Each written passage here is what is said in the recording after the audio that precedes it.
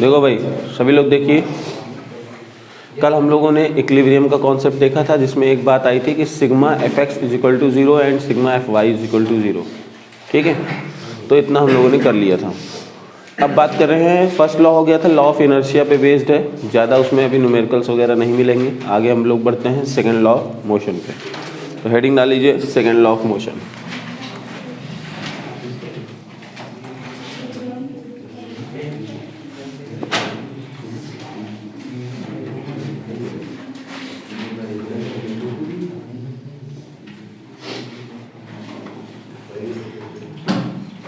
ठीक है ना, इसको हम लोग law of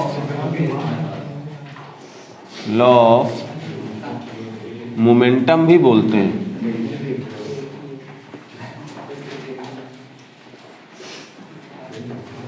law of momentum भी बोलते हैं। ठीक है, तो सेकेंड लॉ लिख लेते हैं, फिर उसके बाद आगे बढ़ते हैं।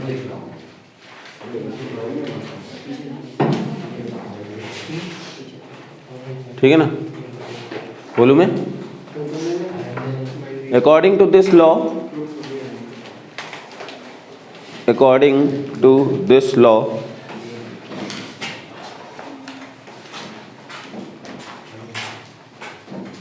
according to this law, the rate of change of momentum of any object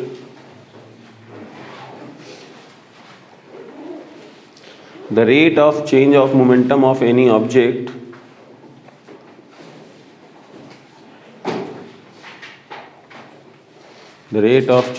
momentum of any object will be equal to the net external force applied on it. Net external force applied on it.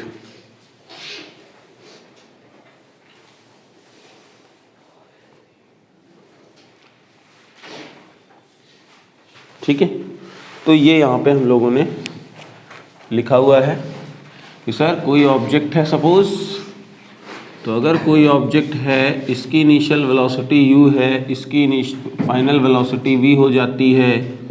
कब? जब आप यहाँ पे कोई एक external force लगाते हो, ठीक है ना। तो सपोज इन टाइम t यहाँ पे ऐसा हुआ, तो ओए लड़के, तो यहाँ पे ये हमारा फॉर्मूला क्या कहता है कि sir net rate of change of momentum, suppose momentum change हुआ delta p in time delta t, that will be equal to the F external applied on the body. This is the expression, ठीक है ना। For instantaneous case this is the average, है ना। ये delta जब आ जाता है तो एवरेज को डिनोट करता है, लेकिन अगर इंस्टेंटेनियस चाहिए तो हम लोग यहाँ पे ये लिख सकते हैं, फॉर इंस्टेंटेनियस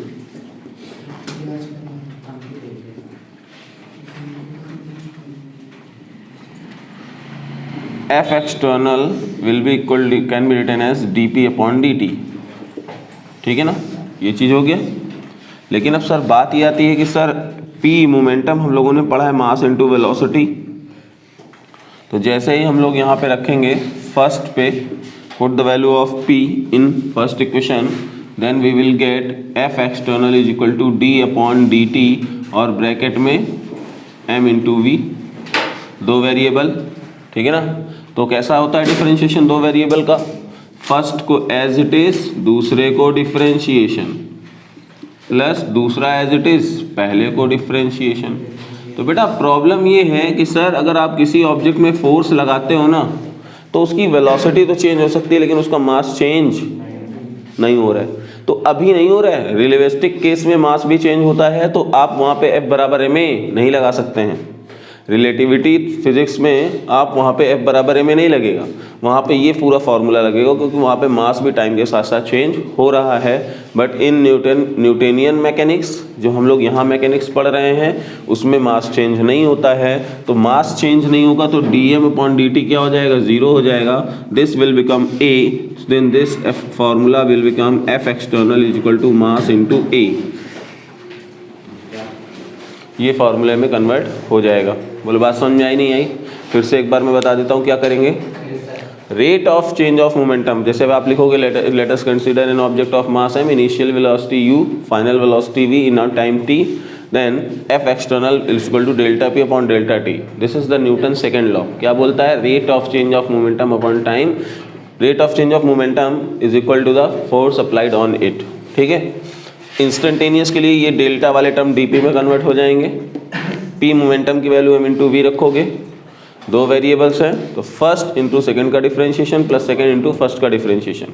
मास चेंज नहीं होता है, रीजन लिख लेना यहाँ पे. मास चेंज नहीं हो रहा है इसीलिए dm बाई dt की वैल्यू क्या हो गई है? 0 हो गई है. तो F बराबर ma हमको मिल गया है. This is the Newton second law. तो अब जैसे जनरली बच्चे कह देते हैं, उनसे पूछा जाएगा कि सेकेंड लॉ क्या है, वो F बराबर ma बोलते हैं. नहीं बोलना है आपको, बोलना है F is equal to dp upon dt. Rate of change of momentum is equal to F applied external force. तो बोलो बात समझ में आएगी नहीं यहाँ तक? नोट करो इसको जल्दी से.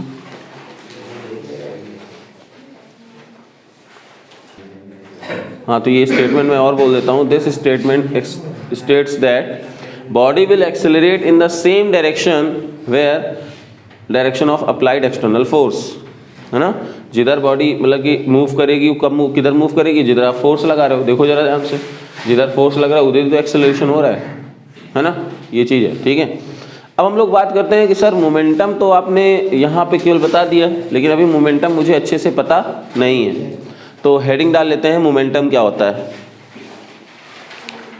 मोमेंटम पहले डाल लो, फिर आगे बढ़ेंगे. मोमेंटम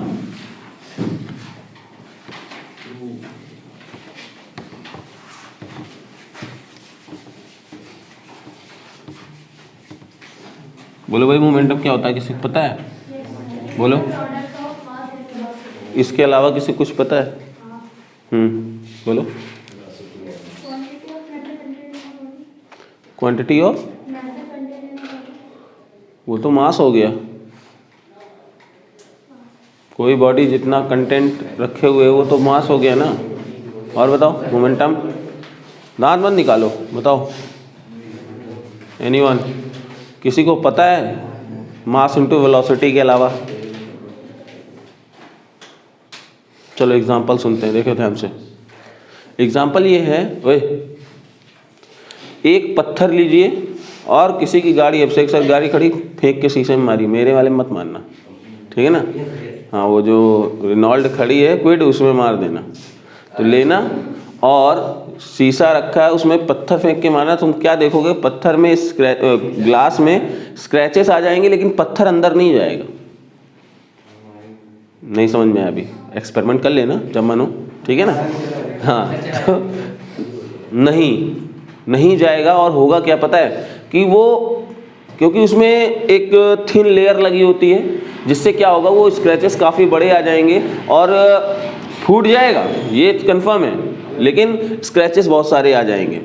जैसे फिल्मों में नहीं देखा क्या, है ना, कि वो उठा करके एक आदमी को उसमें डालता है तो पूरा का पूरा शीशा टूट जरूर जाता है, लेकिन मतलब कि एकदम शार्प उस तरह से नहीं टूटता. लेकिन बुलेट अगर आप फायर करें, बुलेट में जब फायर करेंगे धड़ाक से, तो जितना भी छेद था उतना करते हुए बुलेट तुरंत अंदर. वो पूरे ग्लास को डैमेज करने की वो चीज़ नहीं है उसमें, लेकिन वो उतने ही छेद को पार करके निकल जाता है. ये चीज़ देखा है कि नहीं देखा? ऑब्जर्व किया है ना.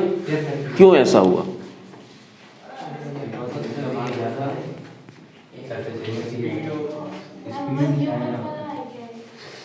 मेन चीज है मोमेंटम. बुलेट का मोमेंटम ज़्यादा था और पत्थर का मोमेंटम इतना नहीं था, है ना. अगर उस पत्थर को भी उतनी ही स्पीड से फेंका जाता जितने से बुलेट आ रही है, तो वो पत्थर पे चला जाता वैसे. लेकिन स्पीड डजंट मैटर. यहाँ पे स्पीड हम इसलिए बोल रहे हैं, केवल एक चीज़ सफिशिएंट नहीं है, केवल स्पीड ही सफिशिएंट नहीं है, उसके मास को, प्रोडक्ट को ज़रूरी है. तो यहाँ पे जो मोमेंटम आ रहा है बेसिकली शो क्या करना चाहता है? Quantity of motion. क्या शो करना चाहता है ना. Momentum is the characteristics of moving object, ठीक है ना, which shows the quantity of motion. जैसे हवा है, चल रही है, अभी हल्की हल्की चल रही है तो बहुत अच्छा लग रहा है. गर्मियों में क्या होता है, हल्की हल्की हवा चलती, वाह बहुत अच्छा लग रहा है. वही हवा जब तेज चलने लगे तो तब अच्छा नहीं लगता है. फिर जैसे पतले लोगों को डर लगता है कहीं हम उड़ ना जाएं, तो उनको भी रस्से से बांध के रखना पड़ता है, ठीक है ना. आई बात समझ में? आंधी आने लगती है ना, तो फिर ऊपर कोई दिखता नहीं है, सब कहते हैं अंदर चलो नीचे चलो। क्यों नीचे चलो भाई? क्या ऐसा हुआ? क्योंकि उस समय जो हवा का ही मोमेंटम क्या है, बहुत ज्यादा है। बात नहीं समझ में आई? आ रही नहीं आ रही है? ठीक है ना। तो आप क्या देख रहे हो कि बेसिकली मोमेंटम क्या है। अब जैसे मूविंग ऑब्जेक्ट की दो कैरेक्टरिस्टिक्स, दो ऑब्जेक्ट ये बताएंगे कि उनकी जो मोशन है क्वांटिटी का वो कितना है। एक तो उसकी काइनेटिक एनर्जी है ना, कोई ऑब्जेक्ट मूव कर रही है तो उसके पास जो होगी वो ये चीज शो करेगा, कौन कितनी तेजी से मूव कर रहा है, वो है काइनेटिक एनर्जी। और दूसरा है उसके मोमेंटम। आई बात समझ में नहीं आई? तो मोमेंटम को हम लोग डिफाइन कैसे कर सकते हैं? जो आप मास इनटू वेलोसिटी वो तो सबको पता है, आप बेसिक डेफिनेशन इसमें जाएंगे। Momentum is the characteristics of moving object which shows the quantity of motion. Heading डाल लिखो।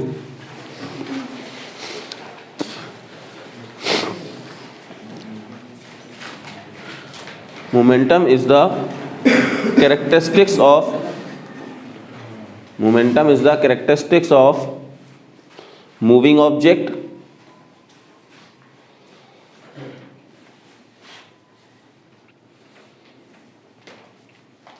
which shows the quantity of motion.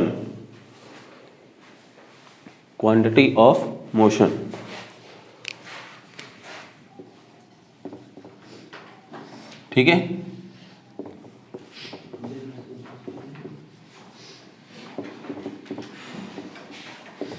Mathematically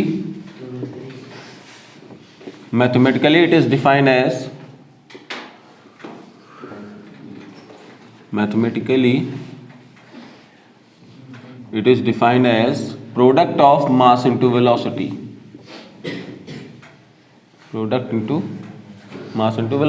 ठीक है ना। हाँ मोमेंटम वेक्टर लगेगा वेलोसिटी में। हाँ बिल्कुल लगेगा मोमेंटम वेक्टर। अभी मैं ये लिखने वाला था, क्यों परेशान। अब जैसे ये यूनिट है इसकी केजी मीटर पर सेकेंड, ये एसआई यूनिट हो गई, और ग्राम सेंटीमीटर पर सेकेंड ये इसकी सीजीएस यूनिट हो गई। डायमेंशन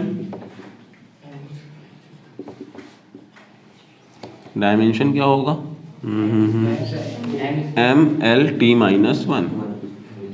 क्वांटिटी कैसी है? ये वेक्टर क्वांटिटी है, वेक्टर क्वांटिटी है ये। ठीक है। अब बात समझ में आई नहीं आई? जिधर वेलोसिटी की डायरेक्शन उधर मोमेंटम की डायरेक्शन। ठीक है, नोट कर लो।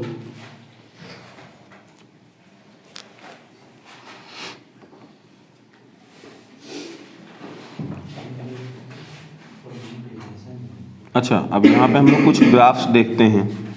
अगर ग्राफ कैसे देखेंगे सर? मोमेंटम वर्सेस वेलोसिटी का ग्राफ क्या होगा अगर मास कांस्टेंट है तो? अगर मास कांस्टेंट है तो वेलोसिटी तो y = mx की तरह जाएगा। अगर वेलोसिटी कांस्टेंट है और मास और p के बीच में ग्राफ आप बनाना चाहते हो तो भी ऐसे ही जाएगा। लेकिन अगर किसी बॉडी का मोमेंटम कांस्टेंट है और आप मास इनटू वेलोसिटी पे बनाना चाहते हो तो मोमेंटम कांस्टेंट अगर ले लेते हो तो बेटा देखो ये कांस्टेंट है और m × v होता है, तो v नीचे आ जाएगा ना, m = p/v हो जाएगा। तो अगर जिसकी वेलोसिटी ज़्यादा होगी वो अगर कम मास भी लेगा तो चलेगा, ऐसे बनेगा। नहीं बात समझ में आई? बात समझ में नहीं आई? आ गई? क्लियर है ना? तीनों ग्राफ बना लो कि अब क्या है, अगर जिस ऑब्जेक्ट का मास ज़्यादा है वो कम वेलोसिटी लेकर के चलेगा तो भी क्लियर होगा। नोट कर लो। आगे पढ़ेंगे बेटा अब relation between kinetic energy and momentum. Relation between kinetic energy and momentum कैसे? जरा ध्यान सुनना बेटा। We know that kinetic energy क्या होता है? K = ½ mv² होता है, बोलो, है ना। अगर मैं क्या करूं कि, और मुझे पता है मोमेंटम क्या होता है? मोमेंटम होता है P = m × v। तो put the value of v यहाँ से v की वैल्यू क्या लिख सकते हैं, p/m, है ना। Put the value of v in equation first, क्या आएगा, k = ½ m p²/2m, p²/m का स्क्वायर, m से m कैंसिल हो जाएगा, k = ½ p²/m। This is the relation between kinetic energy and momentum. बोलो बात समझ में नहीं आई, नोट कर लो जल्दी से, relation between kinetic energy and momentum. देखो बेटा मैंने क्वेश्चन क्या दिया हुआ है तुमको, दिया हुआ है कि if momentum of the particle increases by 10%, ठीक है ना, क्वेश्चन यहाँ पे क्या दे रहे, हाँ 11%, if momentum of the particle increases by 11%, then what will be percentage change in kinetic energy of the body? क्या हुआ, क्या हुआ, ठीक। तो ये क्वेश्चन था, तो ठीक है एक काम करते हैं ना सर, इनिशियल मोमेंटम था p, इनिशियल काइनेटिक एनर्जी था k, तो रिलेशन आपने क्या निकाला था, k = p²/2m। अब कह रहे हो आप कि आपने मोमेंटम 10% इंक्रीज किया हुआ है, यानी हाँ 11%, तो यहाँ से आएगा p + 11 p/, ये हो गया, बोला आ जाएगा नहीं आ जाएगा, ठीक ना, आ जाएगा, ओके। तो अगर यहाँ पे ये आया तो क्या ये तुम्हारा मोमेंटम अब जो है 1.11 p आ गया, बोलो भाई 1.1 आ गया कि नहीं आ गया, इसमें कोई डाउट तो बताओ। 1.1 तो 10 से डिवाइड कर लेता है। अबे यार गणित नहीं आती क्या तुमको, चलो ये ले लो, ठीक है, ये आ गया, इतना p आ गया, ठीक है। अब बात करते हैं कि सर अब हमारी काइनेटिक एनर्जी कितनी हो जाएगी, /2m, तो हम p की वैल्यू पूरी रख देंगे, 1.11 का स्क्वायर इंटू p²/2m, तो ये k2 की वैल्यू आ जाएगी नहीं आ जाएगी, अब इसका स्क्वायर करना पड़ेगा, ठीक है ना। इसका स्क्वायर कितना आ रहा है, 1.11 इंटू 1.11, तो यहाँ से p²/2m, तो ये किए हो कितना आया, किसी के पास फोन में हो तो बताओ कर लो।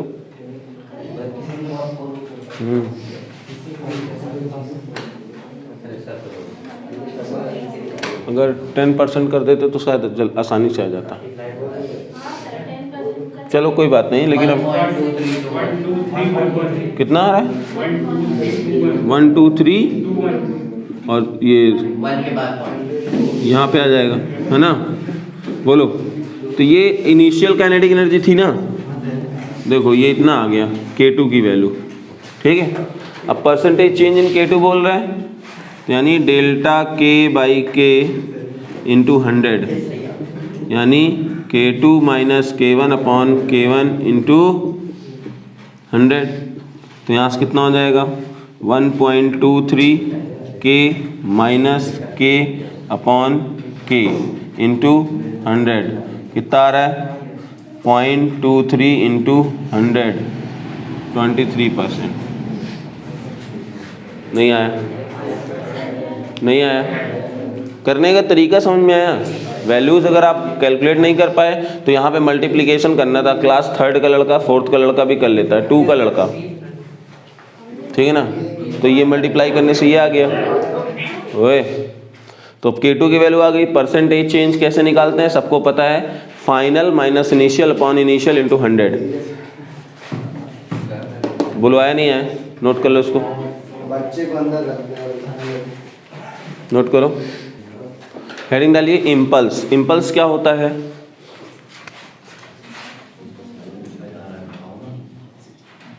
It is the large force acting for very short interval of time. लिखो, it is large force act for very short interval of time. ठीक है ना, कभी भी अगर बहुत ज़्यादा फोर्स और बड़े छोटे टाइम के लिए लग रहा हो तो उसको हम लोग इम्पल्सिव फोर्स कहेंगे। ठीक है ना, जैसे आपने पढ़ा है ना अभी, F external is equal to dp/dt। तो देखो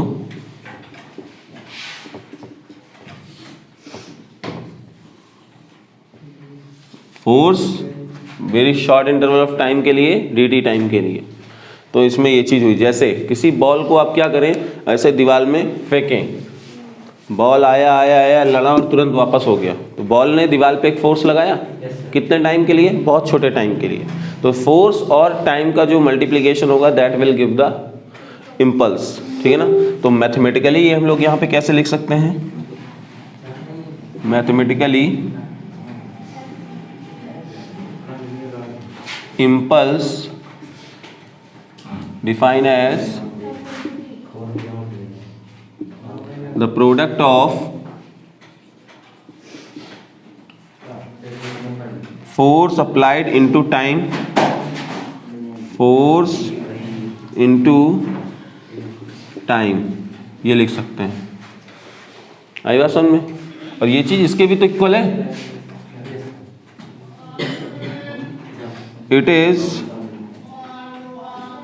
it is also equal to the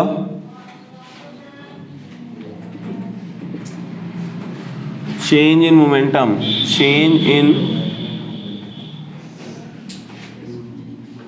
momentum of the body। जरा देखो, F into D T D P के भी तो बराबर है ना। तो यानी अगर कोई बॉल जा रही है, उसको ये लगे कि सर कितना फोर्स लगा, ये कैसे निकालेंगे। कोई बॉल अगर 10 मीटर पर सेकंड से जा रही थी, 10 मीटर पर सेकंड से वापस आ गई, तो चेंज इन मोमेंटम निकालना आसान है आपके लिए, है ना। लेकिन उसमें फोर्स लगा कितना, ये निकालना भी टफ था। तो आपने चेंज इन मोमेंटम निकाल लिया तो इम्पल्स पता चल गया। सपोज यहाँ पे कोलाइड होने में उसको 0.2 सेकेंड लगे या 0.5 सेकेंड लगा, तो क्या होगा, उस 0.5 से डिवाइड कर देंगे। जैसे देखो F into delta T is equal to delta P पता था, ये आपको पता चल गया, इसको आप डिवाइड कर दोगे तो देखो फोर्स आ गया कि नहीं आ गया, कि कितना बॉल ने फोर्स लगाया दीवार पे, है ना। तो ये आसान रहेगा। लेकिन अगर आप कहो कि नहीं F इंटू टी से डायरेक्ट हमें निकालें तो टफ पड़ जाएगा, तो आप इम्पल्स इससे निकाल लीजिए और टाइम से डिवाइड कर दीजिए, फोर्स आ जाएगा। आई बात समझ में? तो ये चीज़ हो गई। ठीक, अब ये इम्पल्स हो गया, तो आगे बात करें। सर इम्पल्स कैसी क्वांटिटी, यूनिट कैसी है इसकी, यूनिट हो जाएगी Newton second, Newton second, Newton second. ठीक है, या आप बोल सकते हो केजी मीटर पर सेकेंड। क्यों सर, जो मोमेंटम की यूनिट होगी वो भी तो हो सकती है ना, केजी मीटर पर सेकेंड। बोलो यार। ठीक, अब बात करते हैं सर डायमेंशन। डायमेंशन जो होगा बेटा वो सेम ml/t-1। क्वांटिटी कैसी है, देखो भाई जब फोर्स लगा हुआ है, फोर्स एक वेक्टर क्वांटिटी है, तो आपको इसको डायरेक्शन लेनी पड़ेगी, तो आप इसको वेक्टर कह सकते हैं। ठीक है ना। एक और point, area under force and time curve will give impulse. Force और टाइम कर्व का जो एरिया होगा वो हमको क्या देगा, इम्पल्स देगा। एक न्यूमेरिकल दे देते हैं, जैसे क्वेश्चन ये है, न्यूमेरिकल देते हैं sir a ball of mass 2 kg, ball of mass 2 kg coming to the wall with speed to 10 meter per second and reflect back with same speed, और ये आ किस एंगल से रहे हैं, चलो यहीं भी बता देता हूँ, हॉरिजॉन्टल से 37 डिग्री, ये भी हॉरिजॉन्टल से, ठीक है ना। तो क्वेश्चन पूछा गया है and contact time is 0.2 second, then what is the force exerted by the ball to the wall. Question नहीं समझ में आया, क्वेश्चन लिखो, क्वेश्चन लिखिए।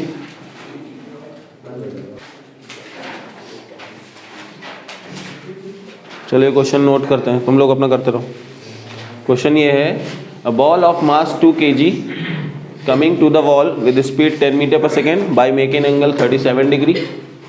After reflection, it reflect with the same speed 10 meter per second as shown in figure. If contact time is given 0.2 second, then find the force exerted by the ball to the wall. ये है question, solve करिए जरा सा। इसमें ये पूछा गया है कि कितना फोर्स लगाएगी बॉल दीवार पे, ठीक है। देखो सॉल्व करते हैं इसको। बेटा इनिशियल मोमेंटम क्या होगा, P इनिशियल, ये देखो 2 × 10 तो ये तो इधर ही आ जाएगा, है ना। आप अगर देखो एक कंपोनेंट इसका इधर जाएगा और एक कंपोनेंट इसका इधर जाएगा, तो यहाँ से कितना हो जाएगा, mass into velocity into cos 37 I cap minus mass into velocity into sine 37 J cap. कहोगे सर माइनस साइन क्यों लिया, पहली बात तो देखो एंगल नहीं बना है तो वो साइन के साथ नीचे आ रहा है, that's why minus sign. Clear है, सॉल्व करेंगे इसको तो कितना हो जाएगा, ये अभी सॉल्व कर रहने देते हैं, कैंसिल तो हो ही जाना है बाद में कुछ। अब पी फाइनल की बात करें, सर पी फाइनल देखिए, ये एक इधर और ये नीचे, तो यहाँ से आ जाएगा minus M into V cos 37 I cap minus M into V sine 37 J cap, ठीक है। ये दूसरा मोमेंटम हो गया। चेंज इन मोमेंटम फॉर्मूला क्या होता है, P final minus P initial. जैसे ही करने जाओगे पी फाइनल की value minus M into V cos 37 I cap minus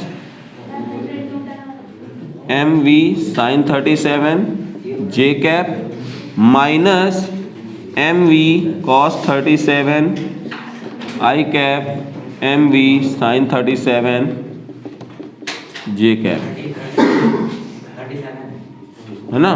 तो ये माइनस प्लस कैंसिल हो जाएगा, minus 2mv cos 37 I cap, ये टोटल चेंज इन मोमेंटम आया, कितना हो जाएगा, माइनस चलो रहने दो साइन, 2 × 10 × 3 कॉस है 4/5, कॉस 37 की वैल्यू 4/5 होती है, ठीक है। तो यहाँ से अब कैंसिल करोगे तो ये 2 आ जाएगा, कितना हो गया 32 न्यूटन। ये मोमेंटम है ना, तो मोमेंटम की यूनिट क्या हो जाएगी, न्यूटन सेकंड, इसकी मोमेंटम की यूनिट भी होती है। इतना हो गया। अब माइनस साइन क्या इंडिकेट कर रहा है, क्योंकि मोमेंटम ट्रांसफर किधर हो रहा है, इधर हो रहा है, आ रहा है नहीं आ रहा है। तो अब आपको चाहिए कि सर फोर्स एक्सर्ट कितना हुआ, तो F exerted is equal to delta P upon delta T, यानी 32 अपॉन 0.2, कितना आ गया, क्लियर है नहीं, बोलो यार। कितने लोग नहीं आए, चेंज इन मोमेंटम तो निकाल लिया होगा, उसके बाद बचा क्या, यही फार्मूला है, कांटेक्ट टाइम की वैल्यू गिवन है 0.2 है, तो पॉइंट जो है नीचे से ऊपर जाएगा, 320 हो जाएगा, 160 इज द राइट आंसर। आ रही बात समझ में, ठीक है। होमवर्क कुछ नहीं है आज का, बस सिर्फ इतना है कि जितना पढ़ाया है वो रिवाइज करना है, ठीक है। और प्रीवियस के कम से कम 10 क्वेश्चन करने हैं 1 डायमेंशन और प्रोजेक्टाइल के, ठीक है। मैंने आपसे बोला है कि रिवाइज करने के लिए प्रीवियस के क्वेश्चंस रिवाइज करते रहें, ठीक है। तो आज के लिए इतना ही रहेगा। हाँ नेगेटिव ले लोगे तो आ जाएगा, नेगेटिव ले लोगे तो फोर्स की वैल्यू जो आ रही है वो देखो। अब होगा क्या, ध्यान से सुनना, ये जो फोर्स आया है यानी बॉल पे लगा है तभी बॉल उधर जा रही, तो ये जो डायरेक्शन अगर ले लोगे तो ये बॉल पे डायरेक्शन आ जाएगी। अभी हम लोग कंजर्वेशन ऑफ मोमेंटम पढ़ेंगे ना, तो ये पता करेंगे कि जितना बॉल ने मोमेंटम ट्रांसफर किया है उतना ही बॉल ने बॉल पे भी किया है, ये हम लोग आगे भी करेंगे, ठीक है।